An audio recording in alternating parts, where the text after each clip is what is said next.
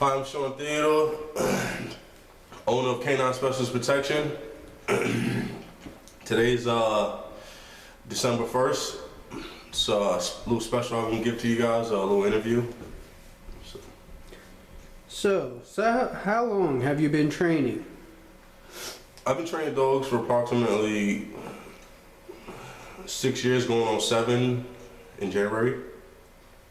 It's been one of the most enjoyable things I've ever done in my life, most challenging also. Why did you start training? I started training dogs because when I got my first German Shepherd named Max, I actually purchased him from a puppy mill. Didn't know it was a puppy mill, thought it was a breeder. And my dog ended up having a lot of behavioral issues, such as he was skittish for bags, just weird things, you know, anything dropped on the floor, he would hide under the bed. You know, if he heard thunder, he would go under the bed. You know, when it came to training, if I told him to come, he wouldn't come. And if I told him to sit, he wouldn't sit. You know, he would do it nicely in the house, but when we got outside, he wouldn't listen at all. So that kind of wanted me to, that kind of helped me learn. Well, not learn, it actually made me want to learn how to train dogs because I wanted my dog to be well behaved. How did you come up with the name Canine Specialist Protection? Well, the name Canine Specialist Protection actually been out for about 30 years now. I met up with a police officer that I actually mentored under. His name's Peter Bryce. He had the company Canine Specialist Protection. It actually came from the UK. Peter Bryce was a police officer for approximately 30 years. He was the head of the UK canine unit. And I went to a school called ABC. We ended up bumping heads. He was my mentor. I did some training with him, and he kind of like fell in love with my style of training, and he kind of proposed to me to, you know, get down with the business, you know, merge with him. What kind of training methods do you use? It's actually a good question because there's a lot of trainers out there that's only purely positive or only use force, or they say they're motivational trainers. I'm kind of, I kind of do it all. I use positive reinforcement. I do use aversive methods here and there. I motivational training, basically reward-based training. Basically, my style of training is a mix of basic dog training, modern dog training, and dog psychology. Because I believe that if you can train your dog to sit down and stay, yes, it's good, but you also got to tackle that behavior issues such as aggression, fear, separation anxiety. So I actually train under, you know, dog training and also like dog psychology. So basically what I'm saying is when I'm training a dog, I'm not just worrying about how good they sit or how good they come.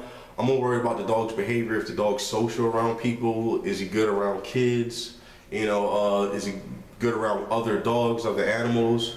So, you know, I said my training is basically a mix of both basic dog training and dog psychology. Sean, what do you think about Cesar Millan? I think Cesar Millan is one of the greatest.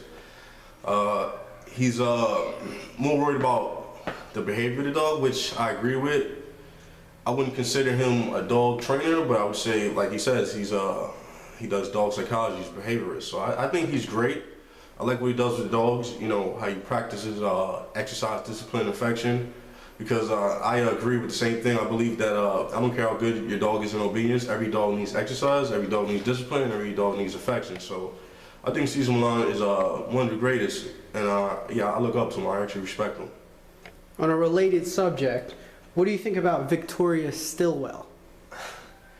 That's actually a good question. I think Victoria Stilwell could be a great trainer, but the reason why I think she's an okay trainer is because she only believes in one way of training. It's purely positive. I have nothing against purely positive trainers, but the job I do, I run into dogs that sometimes, you know, won't work for food, you know, it won't work for a ball. So, you know, you have to be very versatile on how to work with anybody's dog, because my dog training is very personalized. Her dog training is only purely positive. So if you get a dog that's not food motivated, my question to her is, how are you going to train that dog? You know, how are you going to work with them? If you get a dog that has a lot of aggression, you know, how are you going to stop the aggression? You know, what if you have a dog that has food aggression? How do you stop it, you know, with only food? You know, I feel that she'd be much better if she can see both sides. You know, like, yeah, I do believe in that people should train their dogs with more positive reinforcement, but I also believe people should discipline their dog for, you know, if they're doing something bad, you know, because dogs You know, they're just like babies. You know, they want to see what they can get away with. So we gotta give them some kind of discipline and leadership to show them, hey, this is what you should do, and this is what you shouldn't do. And that's just society. You know, the whole society has discipline. You know, me and you have discipline. You know, we can't go down the street and do 90, and you know, a police officer's gonna pull us over and give us a treat and say, don't do it again. You know, he's gonna give us a ticket. So, you know, it's the same thing I see in dog training. You know, like, it's good to be positive, but you also have to have some type of discipline. So I don't have a problem with Victoria Stilwell, but I would like for her to be more open in her views with dog training.